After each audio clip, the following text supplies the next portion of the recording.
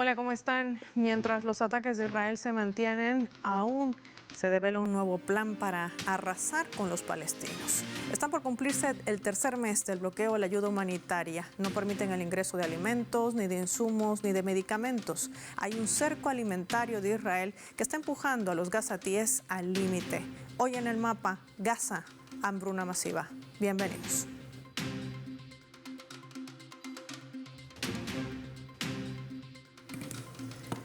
Les proponemos desplegar nuestro mapa y revisar algunos datos claves para entender todo este panorama.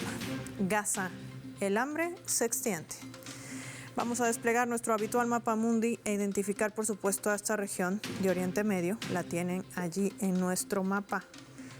Lo vemos visualizado. ¿Qué hay que decir sobre este tema que está generando tanta conmoción en el mundo? Tras casi 3 meses de un devastador bloqueo que Israel mantiene, ningún camión con agua, comida, combustible, suministros médicos ha entrado al territorio, donde más de 2.4 millones de palestinos penden de un hilo. Las organizaciones advierten que si la ayuda no se reanuda de inmediato, las víctimas mortales se van a contar, pero por miles, castigando principalmente a niños, mujeres y ancianos. El jefe de la Agencia de Naciones Unidas para los Refugiados de Palestina en Oriente Próximo, Philippe Lazzarin, ha denunciado que Israel impide la entrada de cerca de 3.000 camiones cargados con ayuda vital. También los civiles deben recurrir a los comedores comunitarios que, según la ONU, son el último salvavidas para cerca de un 80%, dividido entre 70 y 80 comedores, y se espera que la mayoría cierren en menos de una semana. Hay que decir que la Franja de Gaza tiene alrededor de 10 corredores. En nuestro mapa los resaltamos con una franja negra y un cuadro azul, aquellos corredores controlados por el régimen sionista de Israel, los cuales son corredores como Netzarim, Kisufin y Kerem. Además, existen 3 corredores que se encuentran cerrados porque están controlados por Israel, identificados en nuestro mapa también como una X en el centro de este cuadro azul al oeste. También el cruce de Erez, Rafah y Sufá, que están cerrados desde el año 2008, quedando habilitados solo 3. El corredor de Nafalsim en la ciudad de Gaza, el corredor de Moraj, que está cerca de Sufá, en la ciudad de Yan Yunis, y el corredor de Filadelfia, ubicado en la frontera con Egipto. Pese a que estos corredores dan con países vecinos, Israel sigue impidiendo el ingreso de alimentos, de ayuda humanitaria y de insumos. Más datos en nuestro mapa.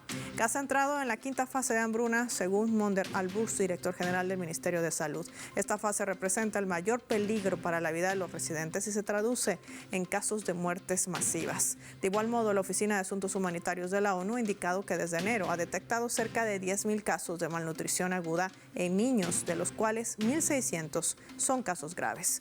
La Oficina de Medios de Comunicación del Gobierno de Gaza ha declarado que más de 70.000 niños se encuentran internados por desnutrición severa. Día tras día, la larga fila también crece. Se multiplican y plasman imágenes desoladoras de hombres, de mujeres exhaustos y niños llorando por obtener un poco de alimento. Hay que decir que también esto está formando parte de la denuncia permanente que hacen algunos gobiernos en el mundo ante la inanición también de algunos otros, hay que decirlo. Hoy vamos a analizar este panorama con nuestros invitados.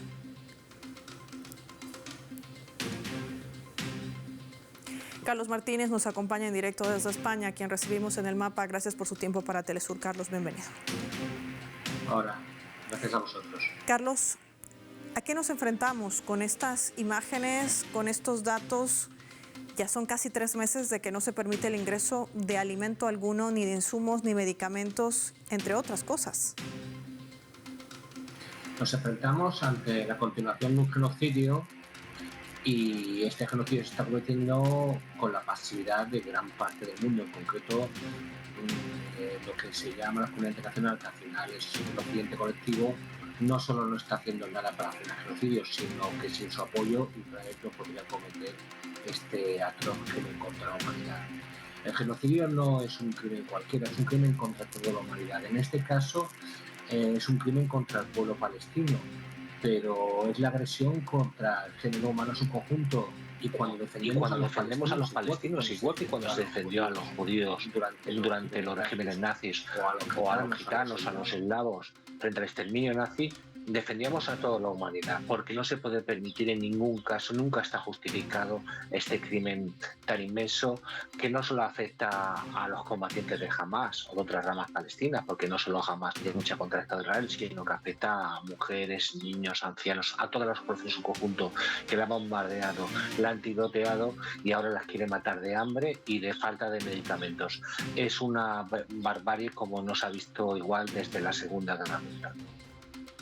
En medio de todo este panorama, también hay que decir que Donald Trump se alista para una gira en Oriente Medio, en medio también de todas estas tensiones generadas, no solamente por los ataques que se mantienen contra el pueblo palestino, que esto además no ha cesado desde la ruptura unilateral del cese al fuego, sino también un nuevo plan que ha sido divulgado, aunque Netanyahu decía que esto le llevará meses poder implementar, pero ya los reservistas han sido convocados.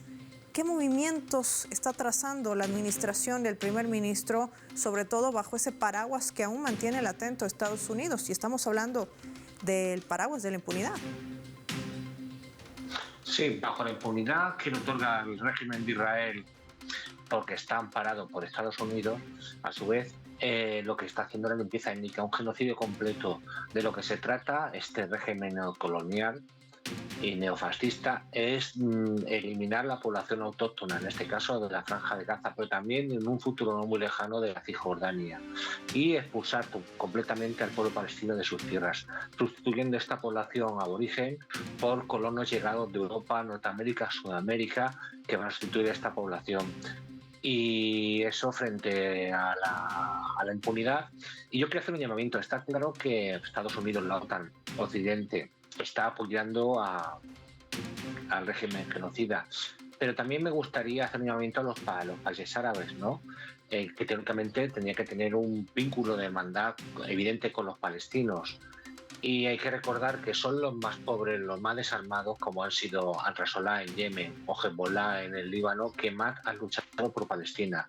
Cuando hay gobiernos, todos conocemos como Arabia Saudita, Emiratos, Qatar, que han mirado para el otro lado cuando no han colaborado en ocasiones con el régimen de Israel.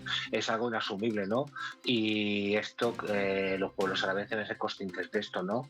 Al final también hay gobiernos que estaban plenamente implicados con la causa palestina, como era el gobierno del coronel Gaddafi o como era el gobierno de Siria, han sido derrotados con parte también de colaboración de parte de movimientos árabes reaccionarios, y al final estos movimientos árabes reaccionarios han hecho un favor inmenso a Israel al eliminar dos enemigos en el caso de Siria y Libia. En el caso además de Siria, con el agravante, con el alivio para Israel, que era un vecino con el cual compartía fronteras.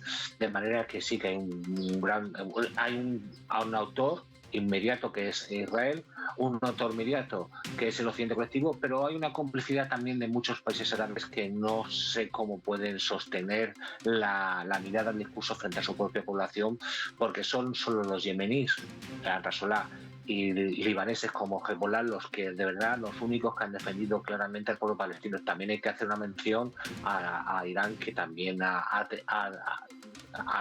contraatacado y se ha defendido de las agresiones del régimen de Israel. Esto, Carlos, también marca sin lugar a dudas un punto de inflexión ante lo que ha denunciado la propia Naciones Unidas y algunos gobiernos en el mundo. Pero las denuncias se suman. Pero ¿qué se hace sobre todo en medio de un contexto tan complejo? Porque estamos hablando prácticamente de que se está consumando un exterminio étnico, uno de los planes principales que ha emprendido Israel, que a un principio no quería decirlo de manera abierta, pero ahora no tiene problema alguno en revelar su estrategia ante los ojos del mundo. Es curioso y paradójico, porque hay que recordar que la ONU se crea y se funda después de la Segunda Guerra Mundial para evitar dos cosas: otro conflicto de ámbito mundial y otro genocidio como el cometieron los nazis contra judíos, pero también contra etnias, gitanos, eslavos, etcétera. Y aquí se demuestra su fracaso. Si bien es verdad que por ahora ha conseguido frenar un conflicto mundial, el sistema de Consejo de Seguridad de vetos ha permitido al Estado de Israel evitar todas las sanciones frente a un evidente caso de genocidio y limpieza étnica. Recordemos como la OTAN, por muchísimo menos, por un 0,5% de lo que está cometiendo Israel, bombardeó Yugoslavia, bombardeó Libia, bombardeó Irán, atacó Afganistán, atacó Irak con el supuesto de ser injerencias humanitarias. ¿Por qué más humanitario sería que acabar con el régimen de Israel? No se me ocurre mejor causa humanitaria. Y aquí es cuando el discurso de la supremacía moral de Occidente se cae de lleno, no se cae de bruces. El apoyo a Israel, que Israel sea un socio privilegiado, que no tenga ninguna sanción por parte de la Unión Europea, demuestra cuáles son los reales valores europeos. Mientras tanto, sancionan a medio mundo, a Venezuela, a Rusia, a Irán, y a Israel es su socio privilegiado y al cual se le compra, se le venden armas, incluso de gobiernos teóricamente progresistas como es el español. Como siempre, quiero agradecer a Carlos Martínez por ayudarnos a entender este panorama tan complicado, porque estamos hablando de vidas humanas, más de 50,000 masacrados en lo que va desde el 7 de octubre del 2023, sin contabilizar, por supuesto, desde 1948, sin sumar los que aún están atrapados entre los escombros. Más de 20,000 de ellos siguen siendo niños, uno de los objetivos centrales también que mantiene Israel dentro de su genocidio. Gracias, Carlos, por tu tiempo y compartir tu análisis para el mapa. Marquemos nosotros una pausa. Al regreso, más análisis, no sin antes revisar nuestra escala.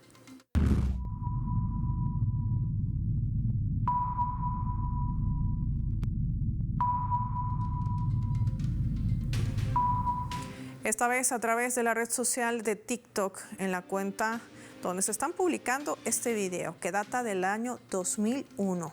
Es un video donde Benjamín Netanyahu estaba revelando su plan de exterminio contra la población de Palestina. Sí, el momento en que supuestamente apagaban las cámaras de la entrevista y le preguntaban por qué emprender este exterminio contra los palestinos.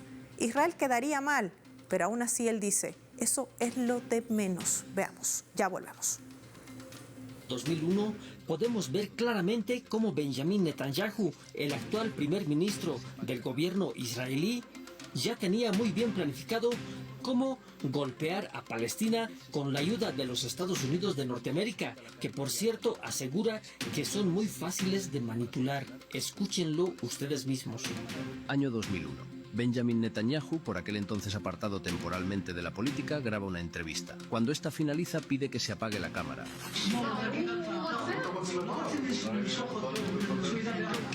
Una vez se siente libre para expresarse, Netanyahu se quita la careta y habla libremente, explicando cuál sería su estrategia para solucionar el conflicto palestino. Pero la cámara no estaba apagada y la cinta finalmente se filtró, ofreciendo un documento muy esclarecedor sobre su forma de entender la relación entre israelíes y palestinos. 23 años después, Netanyahu ha podido llevar a la práctica sus ideas.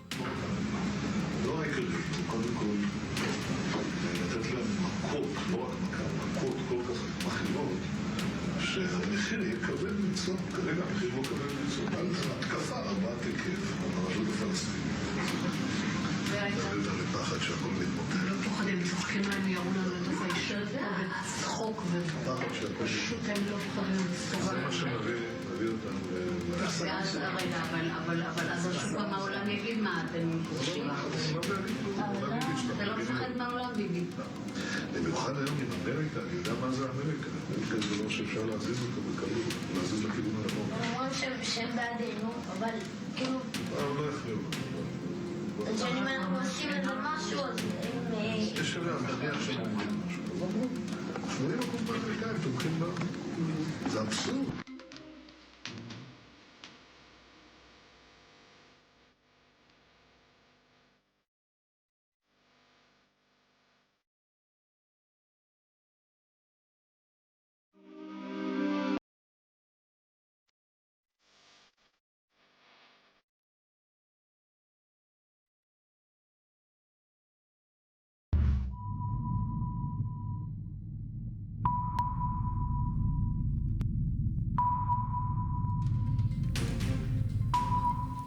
Vamos a sumar otro elemento también para el análisis a través de la fotografía. Lo ven allí, estrechándose la mano. Vemos al primer ministro de Israel, Benjamín Netanyahu, y al presidente de Ecuador, Daniel Noboa. Durante su gira internacional, Noboa ha visitado Israel, donde fue recibido por el premier.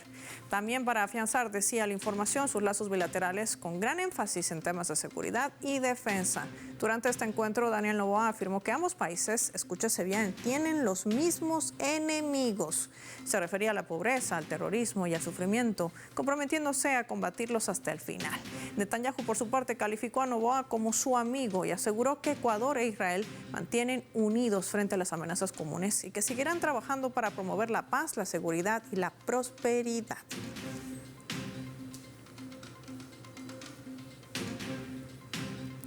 Vamos a analizar este escenario. Nos acompaña en directo desde Ecuador Eduardo Meneses, politólogo, experto también en análisis internacional. Eduardo, qué gusto tenerte en el mapa. Gracias por tu tiempo para Telesur. Bienvenido. No, muchísimas gracias a ti por la invitación y un saludo a quienes nos están escuchando. Quiero hacerte esta pregunta, aunque suene cruel. Los mismos enemigos. Israel ha masacrado a más de 20,000 niños.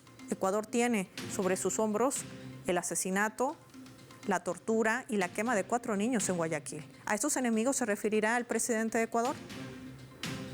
Bueno, aquí hay que ser muy claros, ¿no? En Ecuador estamos viviendo una situación en la que los 4 niños asesinados en Guayaquil lastimosamente son solo un símbolo de toda una juventud que está siendo sacrificada por la política de guerra interna que ha mantenido el gobierno de Daniel Noboa, un presidente que además es totalmente legítimo, con una elección totalmente fraudulenta y que, como todos sabemos aquí en el país, tiene lazos muy claros con los carteles del narcotráfico, ¿no? En ese marco, en Ecuador se ha instaurado una política de guerra que es contra el pueblo. El enemigo común, en realidad, es el pueblo, es el derecho internacional. Y hay que recalcar que cuando Noboa dice eso en Jerusalén, no solo que lo dice de palabras, sino que al mismo tiempo en Ecuador se acaba de sacar un comunicado de parte del gobierno diciendo que quieren perseguir las supuestas redes de influencia islámica que habría en el país. Es algo que es totalmente falso, es algo que además nunca ha existido en el Ecuador y es solo una forma de intimidación del movimiento de solidaridad con Palestina. Eso no solo pasa en Ecuador, podemos ver en casos como Francia, con el movimiento de la Francia insumisa, que en este momento se está igualmente abriendo un comité de investigación sobre supuestos lazos con redes islamistas que no existen, que de la misma manera es un ataque con todo movimiento de solidaridad con Palestina, que además la solidaridad con Palestina en este momento del mundo implica la solidaridad con los más pobres, la solidaridad con el derecho internacional, la defensa del derecho internacional, y es lo que Israel está haciendo de forma coordinada en todo el mundo en este momento para criminalizar esa solidaridad. Ahora me gustaría, Eduardo, compartir contigo nuestra leyenda para poder analizar también este otro escenario. Veamos.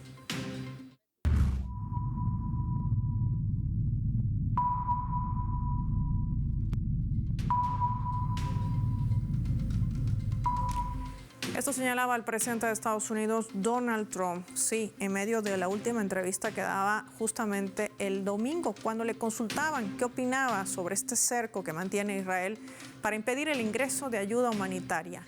Gaza no tiene comida. ¿Qué va a hacer usted?, le preguntaban los medios de comunicación y él respondía: vamos a ayudar a la gente de Gaza a conseguir comida. La gente se está muriendo de hambre y vamos a ayudarla a conseguir comida.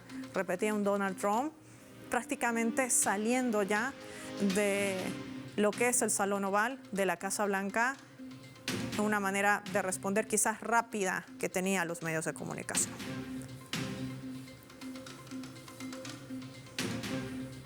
Eduardo, Donald Trump tiene que hacer una gira por Oriente Medio.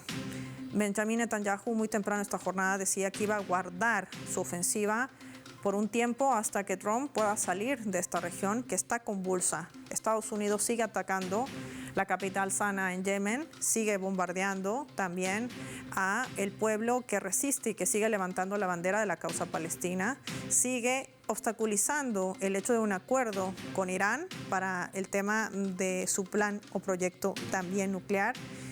Y con esto también hay que decir que Israel pues mantiene bombardeos constantes contra el pueblo palestino. En medio de todo este panorama, Netanyahu se mueve hacia los reinos que más reservas de petróleo tienen en el planeta. ¿Esto tiene una intención? ¿Hay una movida geopolítica en esto? ¿Cómo la analizamos? Bueno, aquí hay dos estrategias, ¿no?, que está llevando a cabo Estados Unidos y finalmente que es a lo que responde también Israel con sus propios intereses expansionistas. Todos sabemos que esto se enmarca en una disputa geopolítica con el nuevo orden multipolar, y en particular en Medio Oriente tiene que ver hacia el frente con Irán, mientras que en Europa está el frente con Rusia y digamos que lo que más le interesa a Estados Unidos es el tema de China, ¿no?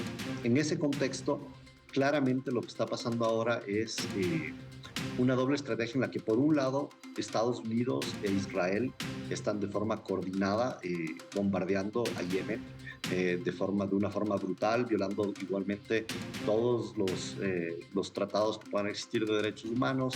El bombardeo que se dio el día de ayer en Yemen en contra del puerto principal de ese país, en realidad no tenía objetivos militares, en realidad no tenía ningún tipo de estar buscando afectar militarmente a la resistencia yemení, sino que al contrario lo que estaba haciendo es tratar de destruir un puerto a través del cual llega en este momento alimentos, llega todos los insumos básicos para un pueblo yemení que está en situaciones críticas, que también está en una emergencia humanitaria porque lleva años en guerra justamente contra estas aspiraciones imperialistas de Estados Unidos en la región.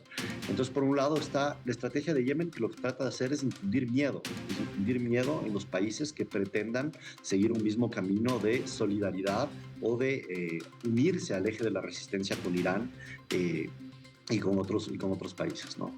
Por el otro lado está todo el eje, digamos, de tratar de comprar el posicionamiento geopolítico de otros países, como es el caso, como ustedes han mencionado, como Emiratos o otros países, en los cuales son el tipo de presiones de tipo económico. Estamos ahí en términos de una disputa hegemónica global sobre el futuro del dólar, es decir, que gran parte del dólar se mantiene únicamente porque se ha impuesto como moneda de intercambio global, y lo que está tratando de hacer Estados Unidos es mantener esa prerrogativa gracias a los países exportadores de petróleo, puesto que son ellos los que de cierta manera obligan a que todo el petróleo se venda con dólares. Lo que va a hacer Estados Unidos allá es tratar de seguir negociando acuerdos con estos países que van a vender tanto su soberanía como su dignidad al no defender a los pueblos de su región por dólares y por gobernantes que no representan al pueblo, sino que simplemente se están vendiendo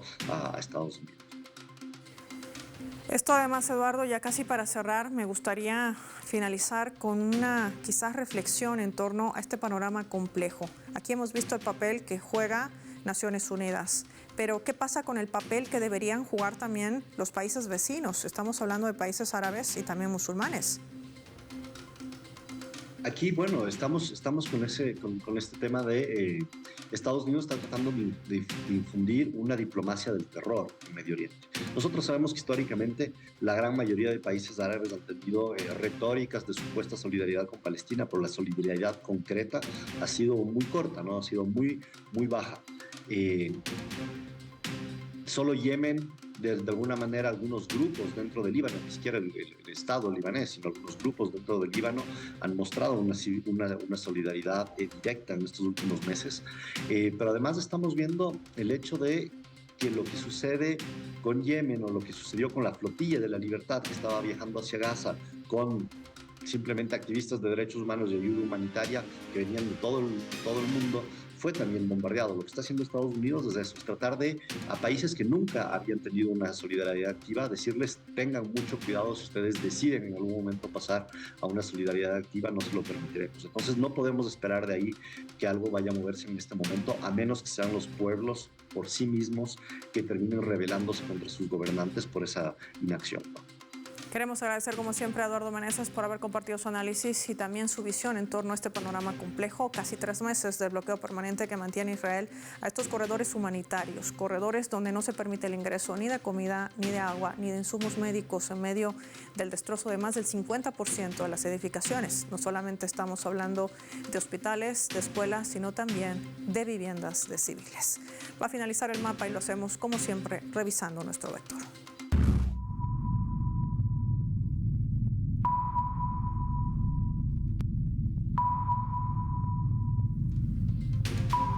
Nuestro radar en el mapa hoy nos refleja las 3 claves sobre este tema. 1. Arma de guerra. La hambruna es una de las estrategias de Israel contra el pueblo palestino y no es la primera vez que la implementa, solo que esta ocasión es mucho más extrema. Ya son casi 3 meses que se impide el ingreso de comida, agua, medicamentos e insumos. Así Israel usa el hambre como un arma de guerra para consumar su exterminio étnico en Palestina. 2. Enemigos comunes. No solo se trata del silencio de una comunidad internacional, se trata de la impunidad que le brindan sus aliados, que de manera vergonzosa mantienen lazos con el sionismo, como es el caso del Ecuador y su presidente Daniel Noboa. Imaginamos que al señalar a los enemigos comunes se refiere a los niños masacrados, más de 20.000 en Gaza, y no olvidemos a los 4 de Guayaquil, torturados, asesinados y quemados. 3. Cambio de reglas. Trump realizará una gira por países en Oriente Medio, enmarcadas también en las últimas tensiones actuales. El bombardeo a Yemen, los ataques a Siria, en una persecución que hace el gobierno terrorista a las minorías y el genocidio en Gaza ante el paraguas de impunidad que le sigue brindando a Israel. Quizás con todo ese panorama, las agendas de las monarquías petroleras sea totalmente distinta a lo que se imagina el propio Donald Trump. Soy Paola Pérez y nos vemos en otra edición del Mapa.